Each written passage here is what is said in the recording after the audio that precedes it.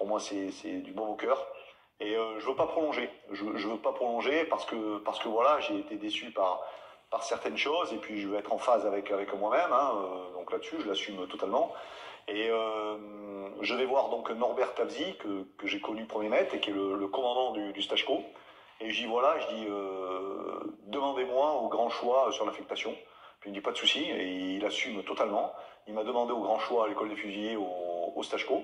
Et je reviens comme instructeur au Stachko, donc on est 2003, parce que j'ai terminé là-bas, 2003-2006. Hein. Et, et effectivement, quand j'arrive là-bas, il me dit alors, il me dit avec tout ce que tu as fait jusqu'à maintenant, tu as déjà fait instructeur au Stachko, il me dit qu'est-ce que tu veux, il me dit, qu'est-ce que tu veux comme formation. Je te donne les officiers, les chefs de mission, je dis, donne-moi le diamant pur. Je dis donne-moi le Stachko élémentaire. J'ai dit je veux les gens qui arrivent, qui ont encore la conviction, qui ont la foi, qui viennent chercher quelque chose, c'est ceux-là que je veux. Donc j'ai refait 2003-2006 instructeur au Stachko. J'ai repris le diamant pur, hein, c'est jeune. Et alors, moi je dis toujours que la vie elle est faite de fenêtres, elle est comme ça, puisque c'est pendant cette période et cette phase qu'on nous impose le reportage de l'école des Bérets Verts.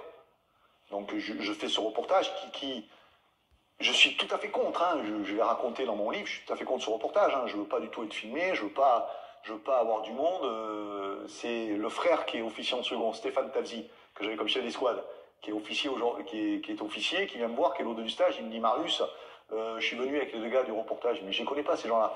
Donc sur le parcours jeune, je les fais bien marcher, ils étaient en costard cravate avec des chaussures parisiennes, italiennes, dans les herbes hautes, bien trempées, je suis en train de vérifier mes boots avec Greg. Et puis ils me disent bonjour, je leur réponds pas, je les regarde comme ça, je dévisage de tête aux pieds. Et Stéphane il me dit bon Marius, c'est les gars qui viennent le reportage, je dis pour moi il n'existe pas. Qu'ils s'en aillent, pour moi il n'existe pas. Alors il repart avec eux, après il me dit putain mais t'es con, mais t'es un con, il dit c'est imposé, il dit on peut pas faire autrement.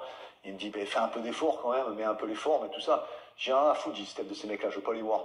Donc en fait, ce comportement et cette action où je faisais l'amalgame entre des reporters, parce que ce sont de vrais reporters qui sont devenus mes amis après, et non pas des journalistes, c'est ce qui a donné le fond et la véracité à ce reportage, avec aussi un stage qui est hors norme, le fait que je les ignore, que je leur parle pas, et même pas ils m'adressent un mot, hein, je veux pas qu'ils me parlent.